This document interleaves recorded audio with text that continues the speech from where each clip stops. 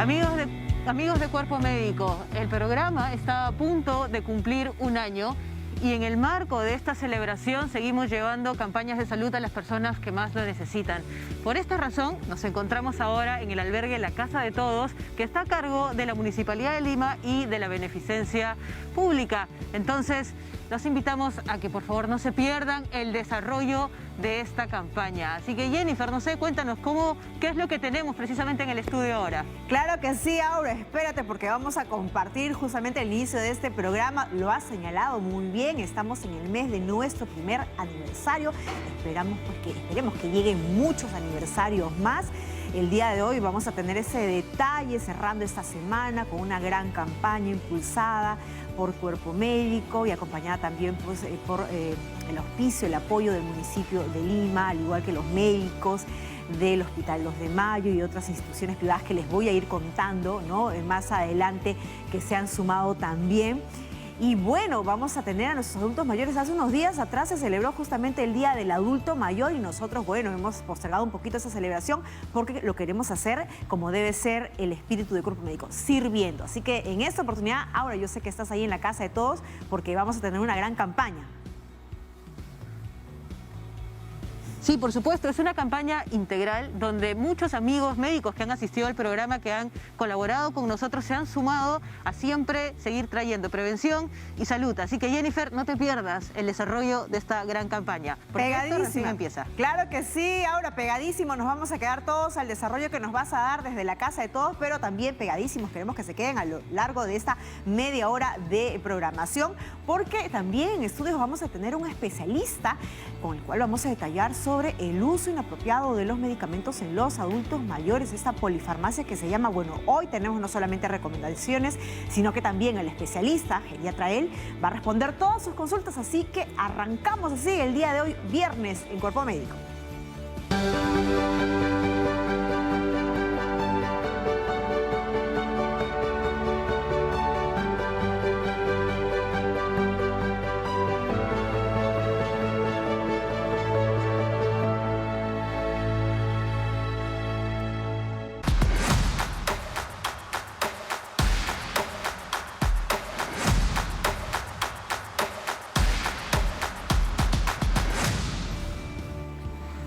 Muy bien, y conforme va avanzando pues la ciencia, la medicina, la esperanza de vida cada vez es mayor en los adultos y es por eso que seguramente también muchos se ven aquejados con enfermedades crónicas, lo que supone tratamientos farmacológicos. ¿Qué hacer en el caso de que los adultos mayores en casa de repente pues por ahí no viven acumulando estas pastillas porque forman parte de sus tratamientos? ¿Cómo es que podemos ayudarlos a llevar el orden si es que de repente también por ahí alguno de ellos puede empezar a perder la memoria, de repente distraerse, muy propio de la condición pues del adulto mayor? El día de hoy tenemos ese tema, el uso inapropiado de los medicamentos en los adultos mayores, o mejor dicho, cómo es que revertimos esa situación y cómo los ayudamos. Tenemos ya al especialista que va a responder todas sus consultas. Estamos acompañados del doctor César Villacrés, él es médico geriatra del Hospital Alberto Zahual Soloure. ¿Cómo está, doctor Villacrés? Qué gusto tenerlo con nosotros. Muy buenas tardes, gracias por la invitación y esperamos estar abiertos a las preguntas que se nos pueda hacer el público. Claro que sí, doctor, y en principio, conforme se van avanzando los años, es muy frecuente pues, que de repente por ahí uno presente molestias, malestar, alguna enfermedad crónica que suponga un tratamiento farmacológico. ¿Esto es mucho más frecuente a partir de qué años, doctor? Se considera a los adultos mayores a partir de los 60 años. Ajá. Y a partir de esta edad se comienzan a presentar una carga de enfermedad mucho más grande. ¿Y eso qué significa? Que con una necesidad de enfermedades crónicas en el adulto mayor, lo que vamos a tener es una mayor necesidad de uso de fármacos. Entonces, ahí lo que tienen que hacer todos los especialistas involucrados en el tratamiento de los adultos mayores, dar un tratamiento adecuado e individualizado de acuerdo a la necesidad de estos pacientes. Ahora, lo ideal sería que de repente pues, un solo geriatra sea el que prescriba los medicamentos de una sola persona, pero muchas veces los pacientes pues, tienen visitas a distintos especialistas y cada uno de ellos prescribe, ¿no?, sus propios medicamentos. Y ahí puede haber un cruce incluso. Justamente, uno de los, digamos, factores determinantes condicionantes del uso de polifarmacia o de uso de varios medicamentos es que los pacientes por lo general, por un dolor de cabeza van al especialista A, por el dolor de barriga van al especialista B y a veces por un dolor de pecho van al especialista C. Entonces, ¿qué es lo que se busca? Que estos pacientes vayan a sus médicos de cabecera. Pueden ser geriatras, pueden ser médicos de familia, internistas o los médicos con que se tenga mayor confianza. Y justamente ellos sean como unos directores de orquesta que sean los que se van a encargar básicamente de manejar toda esta medicación y hacer que el paciente reciba la medicación necesaria. Buenísimo, vamos a seguir conversando de eso, doctor, pero ya llega una primera consulta a través de redes sociales. Vamos a leérsela del Facebook. Ahí está, en pantalla va a aparecer. Yolanda Rojas le pregunta, doctor, ¿puedo colocar los medicamentos en el pastillero por 2 meses?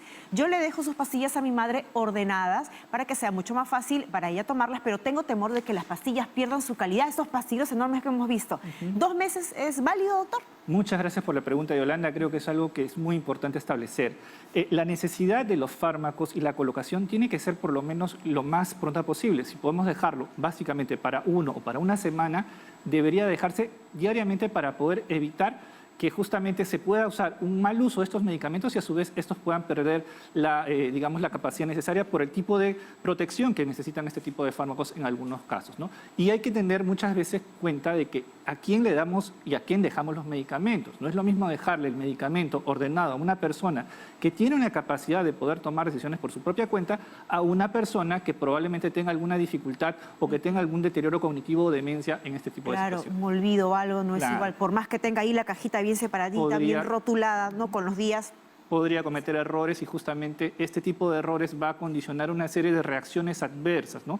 Reacciones adversas que puede ser por una sobredosificación o no controlar la patología de fondo por no usar las dosis adecuadas, ¿no? Entonces eso sí podría producir una serie de complicaciones. Claro. Ahora, doctor Villacres, entonces la recomendación es no sacar de la cobertura o del empaque, del envase, las pastillas por 1 mes, menos por 2 meses. No, que sea por semana. Puede ser por semanas o por días, va a depender mucho del tipo de medicamento que usemos, va a depender mucho del tipo de fármacos que usemos y también mucho de las condicionantes que podamos tener en el acceso a los medicamentos. Entonces esos son factores que tenemos que tener muy en cuenta al momento de poder dejar los medicamentos justamente de una manera. Ahora, las maneras que se puedan usar con horarios, con formas fáciles de que la persona pueda establecer, con colores diferentes de los medicamentos, va a facilitar mucho a que las personas adultas mayores con ciertas discapacidades y dependencias puedan manejarlas mejor y que pueda ser mucho más amigable. La idea es que se use un método simplificado y que sea amigable para la persona. ¿Cómo cuál? Usted en su experiencia, ¿qué es lo que ha visto que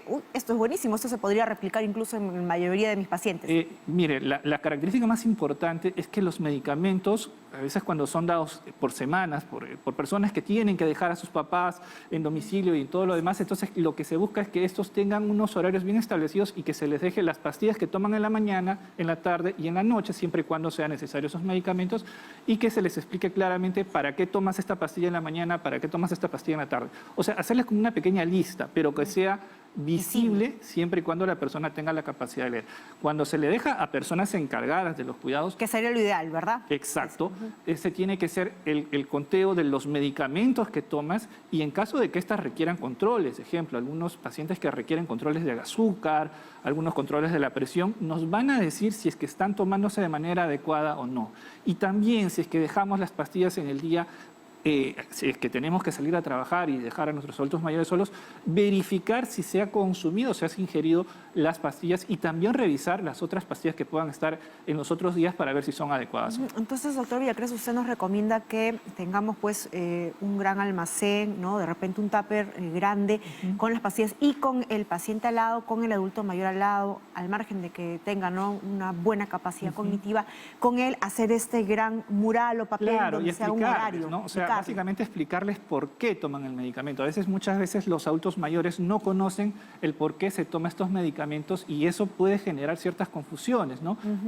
A veces me vienen con las características de tomo la pastillita blanca, tomo la pastillita roja, tomo la pastillita chiquita, la pastillita grande. Claro. Pero el hecho de que tengamos la capacidad de que nuestros adultos mayores conozcan qué es lo que están consumiendo, ayuda mucho a ellos mismos controlar y ver si es que realmente lo toleran o no. Y esto genera una mayor adherencia al tratamiento. Claro. 50% de los adultos mayores no tienen una adherencia al tratamiento justamente porque no entienden el por qué toman ciertos medicamentos. Ajá, ¿no? Solamente las distinguen por la forma y el color, ¿no? Y en cambio, si es que le explicamos muy bien, van a poder incluso comprender y tener un mayor compromiso de se está tomando tal medicamento para tal. Y tratar de evitar las múltiples dosis, ¿no? También, si con una sola pastilla, con un solo medicamento, puedo evitar que se tome 3 o 4 veces al día, voy a facilitar que el adulto mayor, digamos, tenga menor, digamos, va a haber una menor posibilidad de error en la toma de medicamentos. Perfecto. Y con esto también evito lo que justamente hablaste tú al inicio, ¿no? La polifarmacia, ¿no? Cuanto menor cantidad de medicamentos, que no es necesariamente una cantidad muy baja, pueda facilitar en el manejo de estos pacientes. Perfecto, y de eso vamos a hablar justamente luego, doctor, ¿qué le parece? Pero hacemos un paréntesis porque tenemos que regresar a la casa de todos, porque ahí también Aura nos tiene información sobre esa gran campaña de salud que se lleva a cabo, gracias pues también a la intervención de Cuerpo Médico. Aura. Jennifer, así es. Bueno, primero reiterar nuestro agradecimiento a la Municipalidad de Lima, a la beneficencia y también al albergue, ¿no? La Casa de Todos o Casa de Todos, que nos permite poder llegar a más personas. Y estoy con Miguel Ríos, que es el coordinador de Casa de Todos, y quisiera que nos comentes un poco cuál es la misión, los objetivos de este lugar y también cómo han ido desarrollando sus actividades en este tiempo de pandemia. ¿Cómo estás, Aura? Bienvenidos, buenas tardes. Esta es tu casa también, bienvenida. Gracias.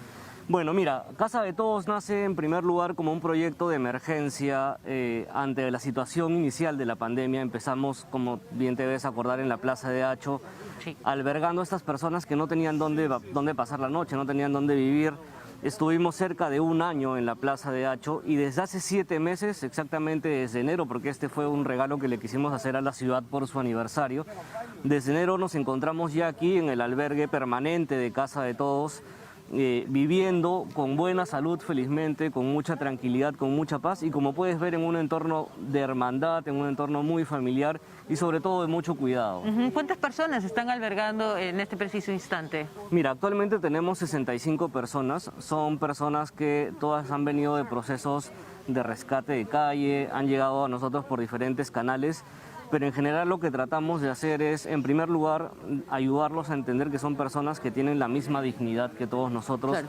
que merecen ser ayudados, que merecen una segunda oportunidad y dentro de lo posible ayudarlos a que tengan una buena alimentación, una buena salud, una buena atención social, una familia que los quiera.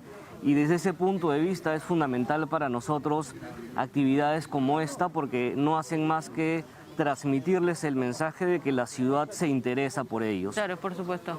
Y ahora, creo que es importante y las personas que nos observan queremos saber qué actividades o qué tipo de actividades se desarrollan aquí y de pronto si ese desarrollo se ha visto afectado por la pandemia, ¿no? Mira, definitivamente ha habido una afectación. Básicamente, hoy día tenemos actividades a puertas cerradas. Si bien es cierto, el proyecto no es esencialmente así, porque lo que queremos es que estas personas puedan reinsertarse a largo plazo también laboralmente, pero actualmente por la pandemia y por las políticas de bioseguridad que tenemos, estamos haciendo todo a puertas cerradas. Aquí tienen los alimentos, aquí pasan el día, tenemos talleres artísticos, tenemos talleres educativos. Pronto vamos a iniciar una segunda etapa con talleres ya ocupacionales que les va a permitir ir ganando aptitudes para que esperamos pronto puedan salir a la calle, tener trabajos propios que los haga autosostenerse. La idea del proyecto es rescatar a estas personas de la calle, darles todas las herramientas para que ellos puedan lograr su reinserción. Es decir, la idea general de Casa de Todos no es que ellos se queden aquí para siempre, sino que pasen un periodo de sanación, de curación, de aceptación de ellos mismos, de reinserción social y laboral y que ellos puedan regresar a la ciudad como ciudadanos que se valen por sí mismos para que nos permitan además seguir, ¿no? Sacando personas de la calle y que esto sea un proyecto que es como una rueda, ¿no? Que Claro, siga avanzando. darle oportunidad a otras personas. Así Ahora, es. Miguel, para cerrar y regresar contigo, Jennifer, ¿qué es lo que precisamente necesita el albergue y cómo las personas que nos están observando o que formamos parte de esto podemos sumarnos a estas instituciones? Mira, este proyecto se llama La Casa de Todos. Eso quiere decir que no es un proyecto solamente de la municipalidad, no es un proyecto solamente de la beneficencia, es un proyecto de toda la ciudad, de todo el país. ¿Qué necesitamos? Necesitamos ayuda con medicinas de todo tipo, necesitamos pañales y necesitamos implementos o insumos de limpieza. ¿Cómo pueden hacerlos llegar a nosotros? Pueden hacerlos llegar a través del Facebook de la Municipalidad de Lima o del Facebook de la Beneficencia o de Casa de Todos. Los vamos a atender atentamente, son cosas que son muy necesarias, sobre todo porque ese es un proyecto que se autosostiene y que, como les decía, es un proyecto de toda la ciudad. Y algo que es importante, si me permites contar, tenemos una buena noticia que Casa de Todos no solamente está en Lima. Hace exactamente 2 o 3 días inauguramos Casa de Todos en Chiclayo. Entonces hoy día esta magia solidaria que vivimos acá y que respiramos también se vive en el norte del país, y pronto vamos a empezar a abrir Casas de Todos en otras ciudades, de manera tal de que el Perú va adoptando también este ADN solidario que es importantísimo para el Bicentenario. Y una última cosita, antes de regresar con Jennifer, ¿ya pasaron todos por el proceso de vacunación? Claro que sí, mira, nosotros hemos sido además de los primeros en vacunarnos gracias a una gestión con el MINSA, gracias a CISOL que puso los medios. Hemos podido ser de los iniciadores de este proceso de vacunación. Sin embargo, siempre tenemos nuevos albergados en esta dinámica de entrada y salida, y tenemos todas las facilidades para que estén vacunados y, como pueden ver, para que tengan toda la atención médica necesaria. Perfecto. Miguel, muchísimas gracias. De pronto regresamos contigo después, pero igual, Jennifer, ahora volvemos contigo al estudio y nosotros vamos a seguir desarrollando esta importante campaña, porque no se olviden que Cuerpo Médico está a punto de cumplir 1 año al aire. Gracias. Claro que sí, Auri, como lo ha dicho Miguel, la Casa de Todos es de todos nosotros, y que todos nosotros estamos involucrados en el sostenimiento de esta casa que está brindando pues su apoyo a tantísima gente que por tantos años lamentablemente estuvo olvidada. Así que regresamos contigo ahora más adelante. Continúa esa campaña impulsada por Cuerpo Médico en la Casa de Todos, y yo sigo acá bien acompañada con el doctor César Villacrés, geriatra del Hospital Sabogal. Doctor Sabogal, ningún medicamento es inocuo, ¿verdad? Todos tienen algún tipo de impacto, por eso es que tampoco podríamos pensar que alegremente pues el adulto mayor en casa podría olvidar o tomar un poco más de medicamento. Claro, eso es muy importante saberlo. ¿Por qué? Porque todo medicamento va a tener un efecto adverso. Lo que hay que establecer es que este efecto adverso se presenta a dosis habituales o una sobredosificación del medicamento. Entonces eso es algo muy importante entenderlo. La reacción adversa a los medicamentos es el evento adverso que se espera a dosis habituales. Y eso lo tienen que conocer muy bien los adultos mayores, porque a veces un medicamento puede producir un poco de gastritis, puede producir estreñimiento, puede producir trastornos del sueño, entre otras complicaciones que se puedan presentar. Y en ese sentido, cuando se presentan este tipo de problemas, lo que nosotros generamos es un tipo de cascada o problemas que se van presentando, y eso hay que evitarlo, ¿no? Perfecto. Tenemos ya una consulta que está llegando desde Villa El Salvador. Vanessa, gracias por esperarnos. ¿Cuál es tu consulta para el doctor Villacrés? Buenas tardes, doctor. Quisiera consultarle, mi papá tiene 61 años y tiene en la rodilla, no tiene estabilidad. ¿Cuál es su consulta? Para subir las escaleras no puede, la rodilla se le flaquea. Quisiera saber qué le puedo dar en medicamento. Muchas gracias, Vanessa. Ahí está, Vanessa. En realidad creo que esto nos está ejemplificando que hay problemas que se pueden solucionar con fármacos. Por lo que yo entiendo, en el caso de tu papá, lo que se requiere es evaluar el por qué tiene cierta inestabilidad para subir los escalones, ¿no? En este caso no hay un fármaco, por lo que tú me estás diciendo, que se pueda dejar de manera, digamos, libre, sino lo que se establece es una necesidad de una evaluación de un especialista para justamente establecer el problema específico de la rodilla. Si el problema es específicamente de la rodilla, se tienen que tomar algunas imágenes, tal vez algunas pruebas físicas para establecer cuál es el problema de fondo que tiene con tu papá y poder darle una solución integral a su problema. Perfecto, así que ya lo escuchaste, Vanessa, más que un medicamento, tu papá necesita una atención médica para ver el tratamiento. Vamos ahora hasta Talara. Conrado, gracias por llamar. ¿Cuál es tu pregunta? ¿Conrado? Bueno, sí. Hola, te escuchamos. Hola. Te escuchamos, Conrado. ¿Cuál es tu preguntita al doctor? Mi pregunta es que tengo alergia a la uretra desde hace mucho tiempo. Me pronostican que tengo prostatitis crónica. Prostatitis crónica. Pongo antibióticos y no me pasa. ¿Qué me pueden recetar? Muy bien, Conrado. A ver, vamos a ver qué orientación te da el doctor. Nos dice que tienes prostatitis crónica, ¿no? Y entenderás que el doctor no te puede recetar algo aquí porque tendría que ver tu historia clínica, pero vamos a ver qué orientación te da el doctor. Sí, muchas gracias por la pregunta. Creo que es muy importante entender. La necesidad de antibióticos tiene que dar dado por el médico que maneja tu caso clínico. En tal caso, si hay alguna reacción adversa secundaria a esto, tiene que ser evaluada justamente, como estuvimos hablando, para evitar manejar o dar medicamentos por el efecto cascada que se pueden producir. A veces por necesidades de medicamentos que podemos usar de maneras crónicas, podemos tener efectos de gastritis, algunas necesidades puede producirte diarreas, estreñimientos o algún otro tipo de complicaciones. Esta necesidad de continuar o no con los medicamentos y los antibióticos tiene que ser evaluado por tu médico tratante y justamente uno de los problemas principales es el uso que pueda darse en algunos casos, no estoy diciendo que sea tu caso, de antibióticos. El uso crónico de antibióticos tiene que ser establecido bajo necesidades bastante específicas justamente para evitar la resistencia a los antibióticos que se está produciendo y mucho más en esta época de COVID que se hizo un uso indiscriminado de antibióticos que nos pueda generar este tipo de problemas. Conrado, entonces, que vaya donde su médico tratante y que le consulte y le haga llegar todas esas inquietudes para ver de repente qué puede decir. Y justamente esto es algo muy importante que siempre tenemos que decirle a nuestros pacientes.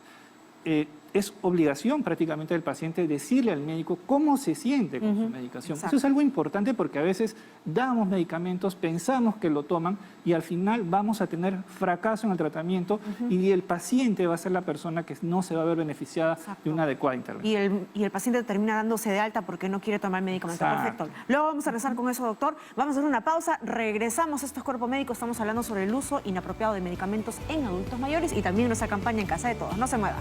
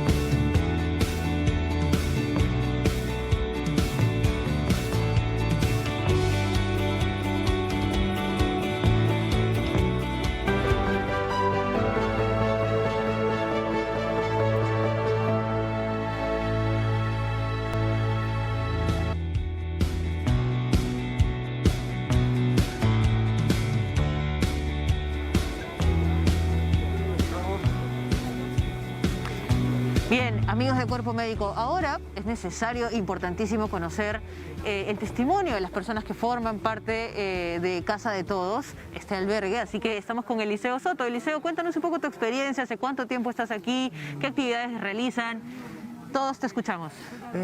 Yo estoy acá en el albergue ya voy a cumplir año y medio acá, pero primeramente agradecer a la Beneficencia de Lima y a la Municipalidad de Lima por habernos brindado esta Casa de Todos y sentirnos contentos acá. Bueno, acá en la Casa de Todos realizamos actividades, hacemos ejercicios que viene un profesor a enseñarnos y en el taller de música, tocar guitarra. Y de pronto, ¿cuál es el que te gusta más a ti? Las dos, guitarra y el deporte. Bien, está bien. Y Eliseo, si tuvieras que comunicarle algo a las personas que te están observando, de pronto, ¿qué les podrías decir?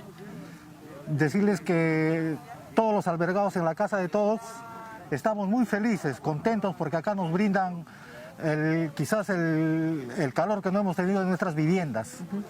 Estamos muy contentos de estar acá.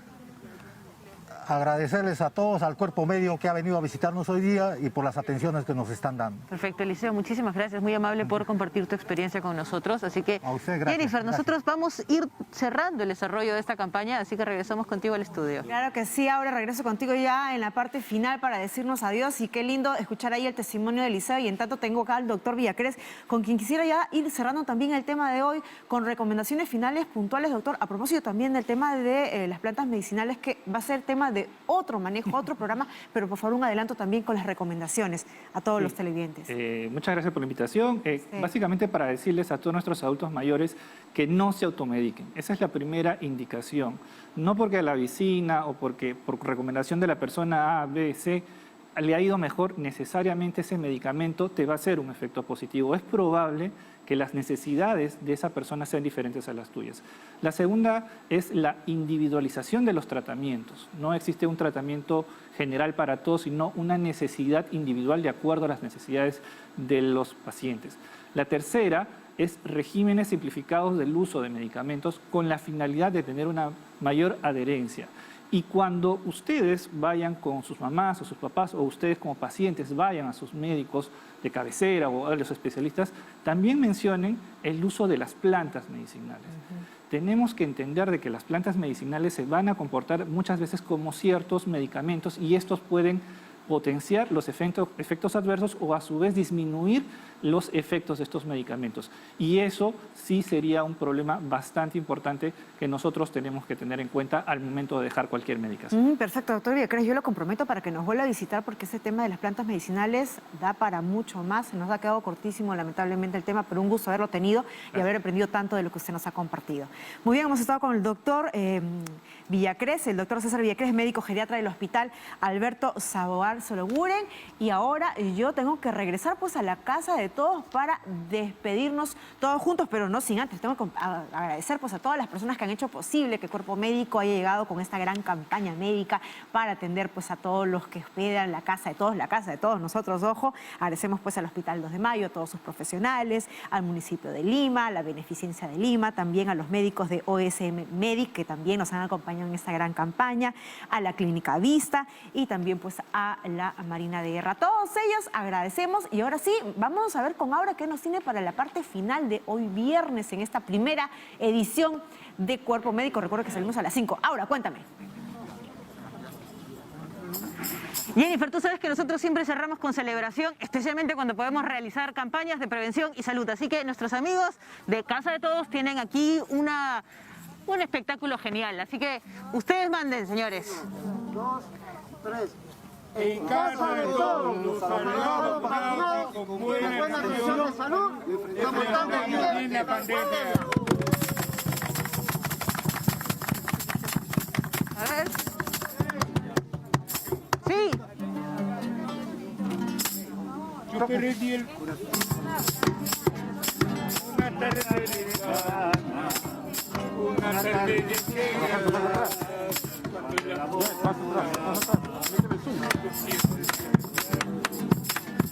otra vez Ya no. dormí entre mis brazos, acariciando el sueño. Yo perdí el corazón, pero no me arrepiento, porque pude sentir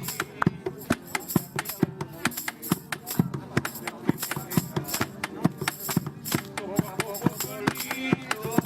Yo nunca me arrepiento de haberte querido. Quisiera vivir hoy que todo acabó y yo me acostumbré a vivir para ti. El culpable soy yo por tener corazón y regalarte mi Bueno, amigos. alma y perder la razón. Ahí está, la culpable eres tú, Aura, de traernos esas lindas noticias, esta gran campaña médica. Aura, nos despedimos así juntas. Esta es una primera gran campaña, ¿no?, que hace Cuerpo Médico. Aura, dime, me imagino que el festejo se debe vivir mucho mejor allá y hasta calientito se debe sentir. Sí, la verdad es que sí, les agradecemos muchísimo a todos los doctores que se han sumado a esta campaña y especialmente la disposición de Casa de Todos que nos despide con esta linda armonía, con esta linda canción para seguir llevando salud hacia las personas que más la necesitan. Adiós. Muy bien, gracias Aura, muchísimas gracias. Y recuerda, ese Cuerpo Médico va de 1 a 1 y 30 y de 5 a 5 y 30 de la tarde. Los espero a las 5 de la tarde. Buen fin de semana desde adelantado.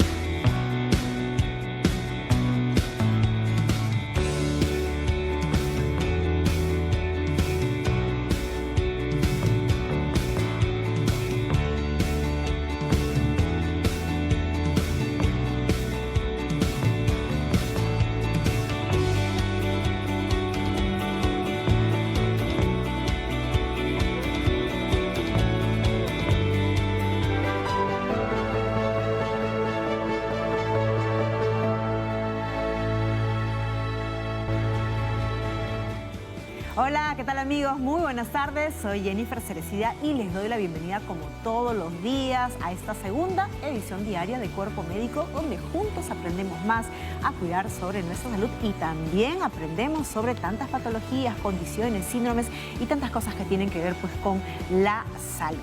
El día de hoy vamos a hablar de un tema muy interesante, una condición o tal vez una enfermedad o un síntoma, bueno, eso nos va a decir nuestro especialista, y que se presenta cuando de repente por ahí pues se acelera nuestro corazón. Muchas veces dicen que cuando nos enamoramos el corazón se nos acelera, o cuando tenemos miedo, o cuando estamos con ansiedad o asustados. Bueno, hoy vamos a hablar de la taquicardia y así empezamos un momento con el especialista.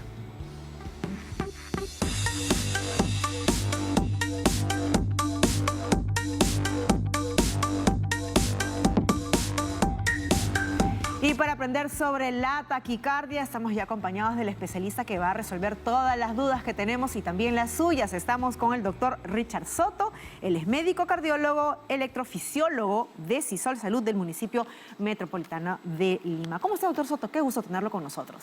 ¿Cómo está? Buenas tardes, mucho gusto por estar en este programa y a todos los que nos están viendo. Claro que sí. Doctor, en principio, ¿esto de la taquicardia es un síntoma, es un signo, es una enfermedad no grave? ¿Qué es? Bueno, el paciente refiere, cuando hablamos de taquicardia, los pacientes generalmente refieren sensación de palpitaciones, ¿no? Y las palpitaciones son los síntomas que los pacientes van a referir y van a empezar o les va a generar una preocupación que luego va a llevar a que acudan pues a una atención por un especialista, ¿no? O sea, es decir que cuando mi corazón se acelera más de lo normal, que cuánto tendría que ser, ¿se presenta una taquicardia? Claro, así es, ¿no? El corazón normalmente debe trabajar entre 60 y 90 latidos por minuto, pero cuando el corazón pues empieza a trabajar más de estos valores, por encima de 100, 110, 120 o más, estamos frente a una taquicardia en la cual hay un incremento en la frecuencia cardíaca del corazón. Las palpitaciones, la sensación que tiene el paciente, esa sensación de que algo está como latiendo a nivel del pecho, puede estar asociado a una taquicardia, pero no necesariamente, te comento. Esa sensación que tienen muchas personas puede tener múltiples explicaciones.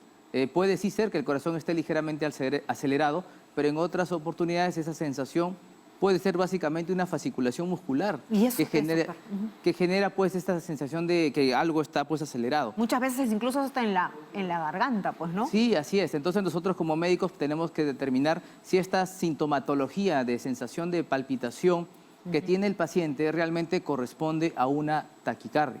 Perfecto. Y luego usted nos va a decir, ¿no?, cuándo esta taquicardia es fisiológica, es decir, que se presenta así, y cuándo sí podría ser una patología. Pero antes tenemos una consulta.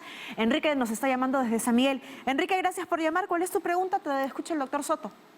Gracias a ustedes. Buenas tardes. Buenas Mi tardes. pregunta es, ¿el exceso de café puede provocar taquicardias? Qué buena pregunta. ¿Cuánto es el exceso? Hay que preguntarle. ¿Cuánto es la cantidad en exceso de Enrique? Unas 5 tazas al día. Unas 5 tazas. ¿Podría? Muchas gracias, Enrique. Doctor. Sí, una muy buena pregunta que nos hace. Cuando las personas ingieren café, lo que principalmente están ingiriendo es la cafeína. Así es. Y la cafeína a dosis importantes, pues hablamos de más de 2 tazas de café al día, puede generar un incremento en la frecuencia cardíaca de forma significativa. Entonces, el exceso de cafeína sí va a llevar a que el corazón se acelere, a que el ritmo cardíaco del corazón se acelere y pueda generar esa sensación de palpitaciones y otro tipo de síntomas que también refieren los pacientes cuando ingieren una mayor cantidad de café, ¿no? Que no es permitido. Y cuando esa taquicardia o esa aceleración del ritmo cardíaco ¿no?, ocurre por el café, ¿podría generar algún tipo de afección a nuestro corazón? Sí, va a depender de la dosis de café que uno ingiera. Algunas personas con una sola taza o media taza de café ya sienten que el corazón se les está acelerando, ¿no? Otras no, con 1 o 2 tazas están como tranquilos. Existen recomendaciones específicas de cuál es la cantidad de cafeína que podría generar cambios en el sistema cardiovascular. Claro. Se calcula de manera muy práctica que más de 2 tazas de café al día pueden generar cambios en el ritmo cardíaco. Como comentábamos, puede generar un ligero aceleramiento del corazón, o sea, una taquicardia sinusal, pero también en algunas oportunidades cuando la ingesta es muy excesiva, ya escuchábamos 5 tazas, 10 tazas de café al día, esto puede llevar incluso a desarrollar otro tipo de taquicardias, ya no una taquicardia sinusal, sino una taquiarritmia, como por ejemplo una fibrilación auricular u otros tipos de arritmias que pueden desencadenarse cuando el consumo de cafeína es excesivo, ¿no? Perfecto. Vamos ahora entonces hasta San Juan del Urigancho. Norma, gracias por llamar. ¿Cuál es tu pregunta? Buenas tardes, señorita. Hola. Sí, quería hacer una pregunta al doctor. Lo que pasa es que yo tengo, yo sufro el trastorno depresivo y cada vez que me da ese tipo de crisis, a mí me da así como una especie de taquicardia. Mi corazón se acelera, me empieza a doler el pecho. Yo quisiera saber si esas taquicardias que me dan en el momento de mi crisis son normales o es que tengo algo para poder hacer un examen más profundo a mi corazón. Perfecto. ¿Estás en tratamiento, Norma? Bueno, sí. Actualmente sí. Perfecto, muy bien, muy bien. Muchísimas gracias, Norma, por la confianza, doctor. Sí. Tratamientos ansiosos depresivos. Excelente pregunta y gran oportunidad para poder explicar lo que hablábamos al inicio. Los pacientes refieren sensación de palpitaciones y las palpitaciones pueden tener muchas explicaciones, como comentábamos. Podría sí estar relacionada a una taquicardia. En algunas oportunidades solamente está asociada a fasciculaciones musculares y no es que el corazón esté acelerado. Y pues en los pacientes con este tipo de problemas, de alteraciones o trastornos en la salud mental, como ansiedad, ¿no? O trastornos ansiosos depresivos, pues vemos ese tipo de situaciones, ¿no? Los pacientes vienen refiriendo que tienen la sensación de que el corazón les palpita mucho y paran todo el tiempo así. Y es más, sensación que van a morir incluso por eso, ¿no? Sin embargo, uno en ese momento les palpa el pulso y están a 60 latidos por minuto.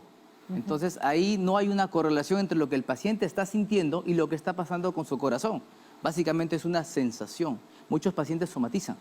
Y eso es una forma de lo que tenemos que establecer. Otros pacientes que sí tienen trastornos ansiosos depresivos, por la descarga de adrenalina que lleva pues un estado de una crisis de ansiedad o una crisis de pánico, pues puede llevar a que el corazón empiece a acelerarse y puede generar una taquicardia sinusal. El corazón pues alcanza frecuencias de 110, 120 latidos y sienten en los pacientes que esa sensación los incomoda, ¿no? Entonces, eso es lo que vemos en los pacientes con este tipo de diagnósticos. Es importante establecer si realmente hay una taquicardia, generalmente taquicardia sinusal, o simplemente es una somatización de los síntomas que hay que diferenciar. Ahora, pero ya en este caso, ¿no? En el caso de Norma, si es que está ella en un tratamiento, el médico tratante, imaginamos que si es que se presenta regularmente estas crisis, le va a prescribir que se tenga que hacer un examen para ver si es que el corazón finalmente se está afectando o no. Correcto, así es. Hay que establecer primero el diagnóstico, ¿no? Si el paciente ya tiene un diagnóstico definido y su terapia, para este caso de la ansiedad o el trastorno depresivo, está bien controlada, no hay ninguna alteración, no hay ningún cambio en su estado basal y sin embargo el paciente refiere mucha sintomatología de palpitaciones, es importante que acudan pues al especialista para que pueda determinar si esta sintomatología de palpitaciones o taquicardia corresponde realmente a una taquiarritmia, a un trastorno del ritmo cardíaco que amerite un tratamiento por los especialistas, en este caso los cardiólogos que vemos este tipo de problemas. Perfecto, ahí está, Norma, puedes consultarle eso también a tu médico tratante y hacerle llegar pues esas inquietudes que tienes. Vamos con otra consulta, redes sociales también están escribiendo muchas preguntitas para usted, doctor Soto. Vamos a leerla del Twitter. Kiara Calvo le pregunta, solía tomar bebidas energizantes cuando me quedaba despierta de noche estudiando, pero un par de veces me dio como taquicardia, por lo que dejé de tomarlas. ¿Debo suspender totalmente su uso o puedo tomar otra cosa que me ayude? Ahí están los que quieren estudiar, quedarse de madrugada trabajando o estudiando. Sí, es una pregunta muy común que tenemos en la práctica clínica. Y bueno, entender qué es lo que está ingiriendo uno cuando está pues, tomando estos medicamentos, estas bebidas energizantes. Estas bebidas energizantes generalmente tienen o contienen taurina y también cafeína. Entonces, cóctel mortal, correcto, así es. Entonces, estos compuestos finalmente, como comentábamos al inicio de la charla, la cafeína en dosis muy elevadas puede generar pues, que los pacientes tengan esta sensación de palpitaciones. Las dosis en este tipo de energizantes son muy elevadas y por lo tanto, como comentábamos al inicio de esta presentación, la cafeína en dosis muy elevadas también puede generar alteraciones en el ritmo del corazón, llevando al desarrollo de taquicardias, ya no taquicardia sinusal, otro tipo de taquicardias mucho más severas, como es el caso de la fibrilación auricular, otro tipo de taquicardias que puede incluso llevar al paciente a emergencia.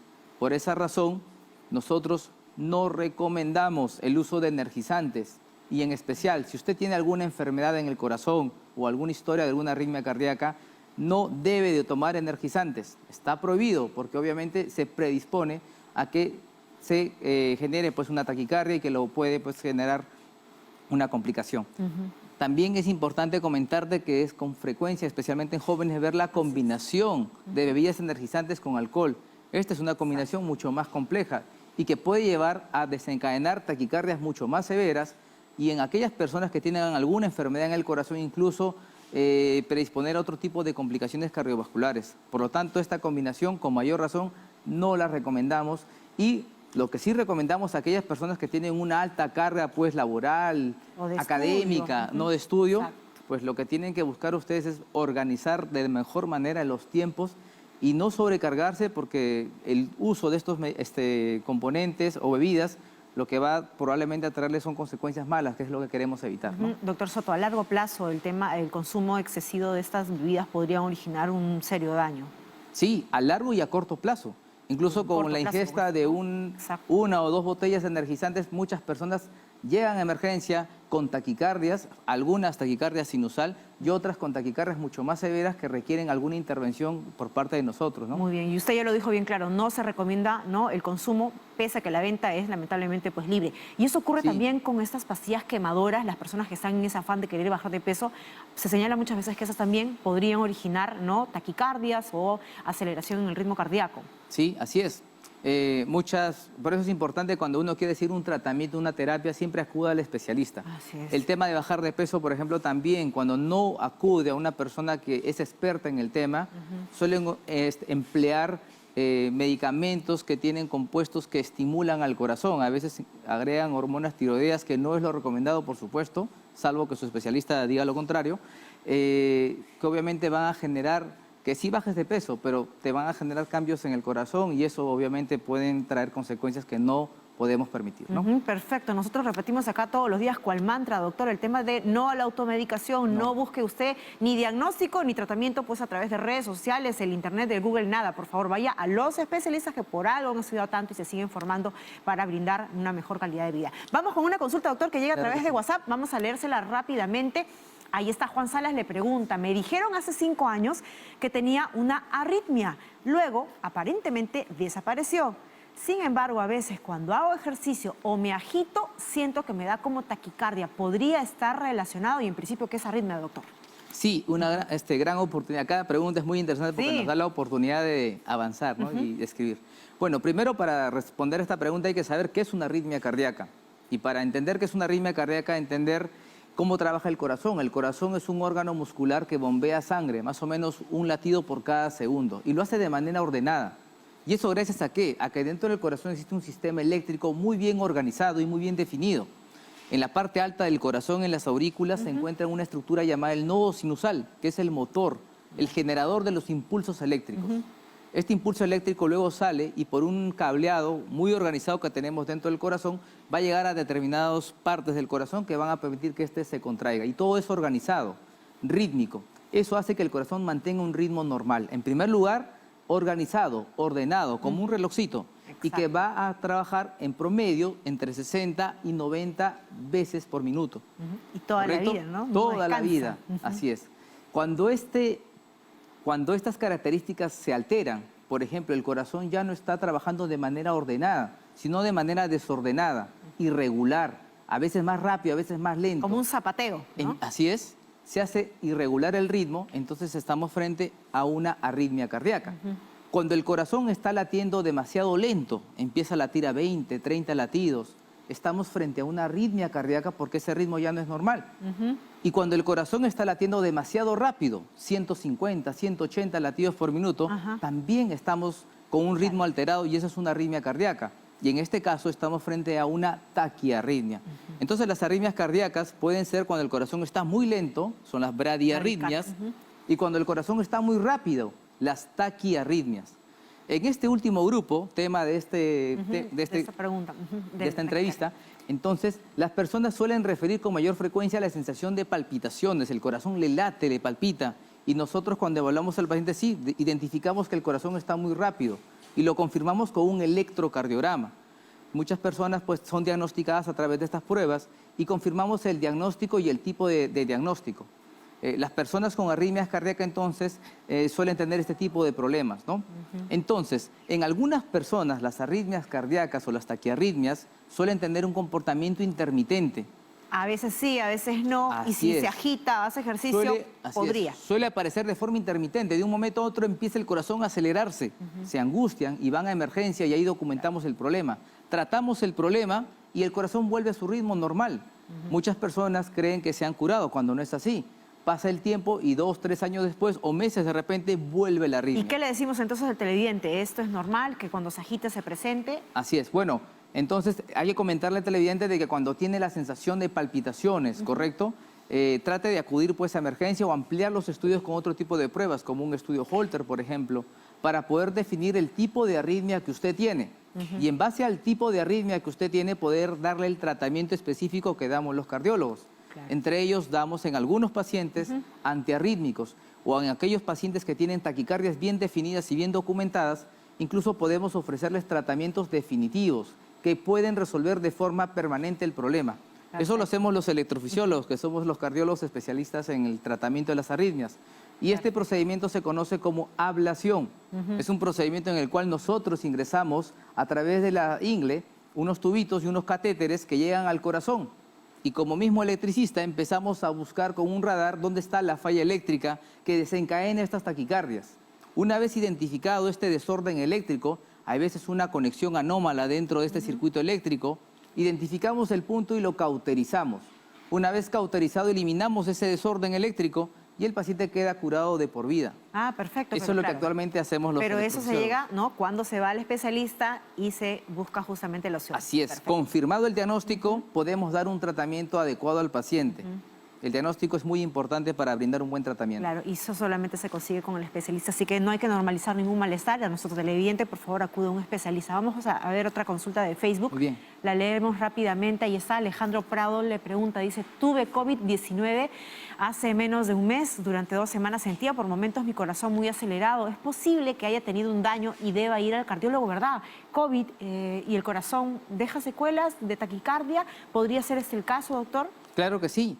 Le comento que estudios que se han hecho en relación a pacientes con COVID, se ha visto que casi el 30% de las personas afectadas por COVID suelen tener algún tipo de afectación a nivel del corazón.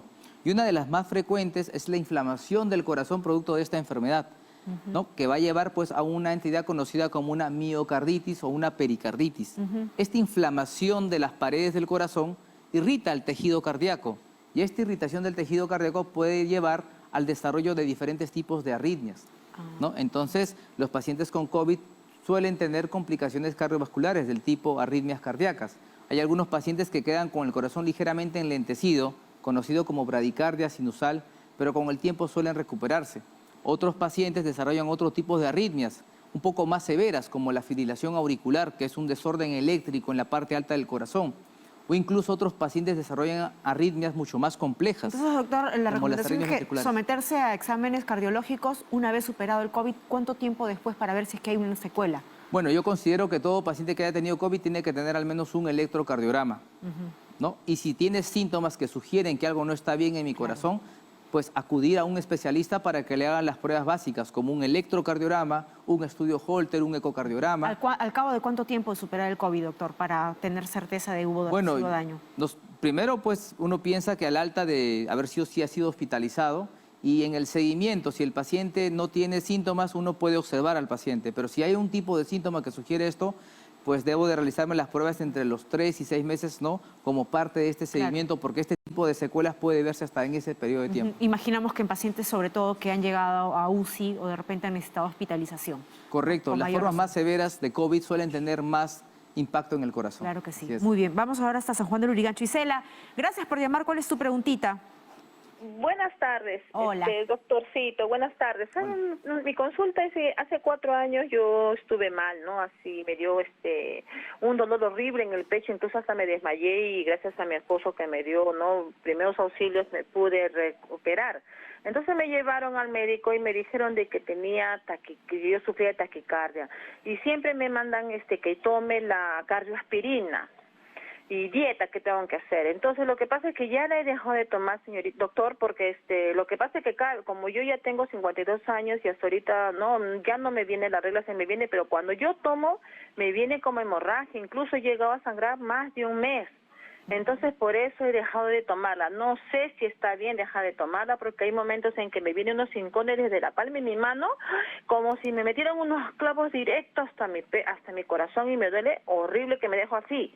Entonces no sé qué hacer, doctor. Si sigo tomando o qué puedo tomar a otra cosa que no me haga mal. Isela, entonces tú te has dado de alta sola, pero sigues con malestares, con dolor, pero ¿no? sí, o sea, hay momentos, hay momentos en que me vienen esos hincones horribles, pero no, yo estoy a dieta, no como grasa, no esas cosas, he dejado de comer, solamente como verduras y todo. Pero de todas maneras hay momentos que me viene así, unos hincones horribles que me da, que me deja pero paralizada. Ya, Isela, y pese a esos dolores, no has ido al médico todavía, ojo. Muy bien, No, vamos a ver qué recomendación. Jalón de orejas se va a dar el doctor. A ver, doctor, cuente. No, bueno, en primer lugar comentar el uso de aspirina, ¿no? Como ya debemos de saber, la aspirina hace unos 10 años se usaba de forma masiva. Prácticamente hasta había publicidades abiertas, ¿no?, del uso de aspirina a partir de los 40 años. Ese concepto ha cambiado radicalmente y es importante que la población sepa, ¿no? Porque aún se sigue viendo que muchos pacientes creen de que la aspirina es la solución. Repítalo, por favor, para que quede bien claro. Sin embargo, ya está muy bien demostrado de que la aspirina en la actualidad no lo usamos como un medicamento para prevención primaria. Quiere decir, como un medicamento, si yo nunca he tenido ningún problema en el corazón y lo tomo, este medicamento mágicamente me va a prevenir que yo no desarrolle un infarto o algún problema en el corazón. Eso, lamentablemente, no es así, ¿correcto? Y entonces el uso indiscriminado de aspirina en la actualidad ya no debería recomendarse. Es una recomendación que debemos de olvidar. Actualmente usted tiene que visitar a un médico o a un especialista y si él determina que su caso individual amerita el uso de este medicamento, pues sin duda que se lo brindará. Solo en casos muy especiales, en pacientes que hayan tenido una historia de un infarto al miocardio, un infarto cerebral, en ellos, evidentemente, sí tienen que usar la aspirina de por vida. Aquellos que tienen algún dispositivo cardíaco como un stent, también. Pero en aquellos pacientes que nunca han tenido un infarto, ¿correcto?, es preferible que reciban la atención especializada y se determine si realmente la aspirina les será útil. Porque es importante saber si este medicamento es útil o no, porque como cualquier medicamento tiene efectos adversos.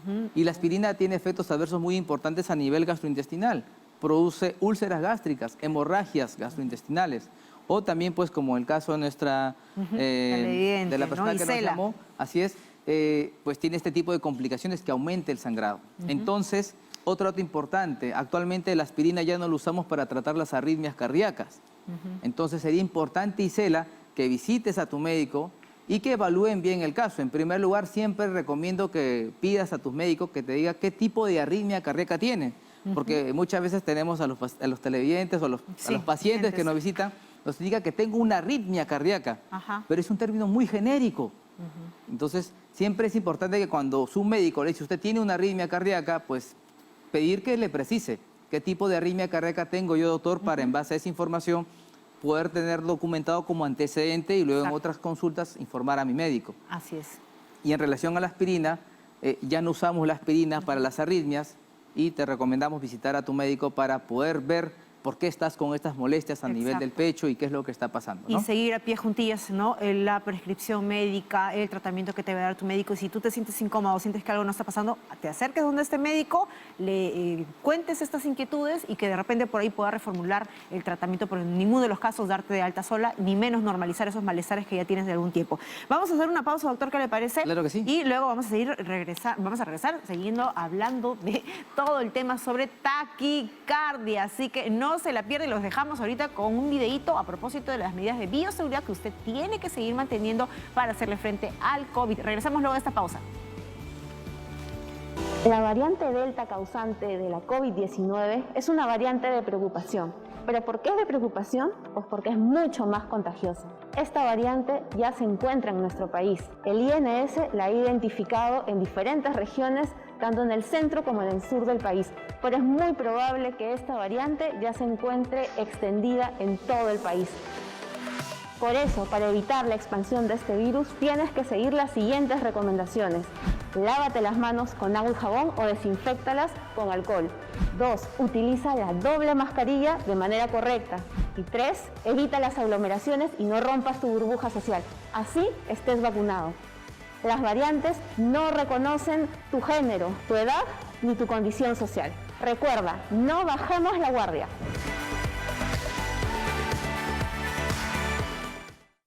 Bicentenario del Perú. Gobierno.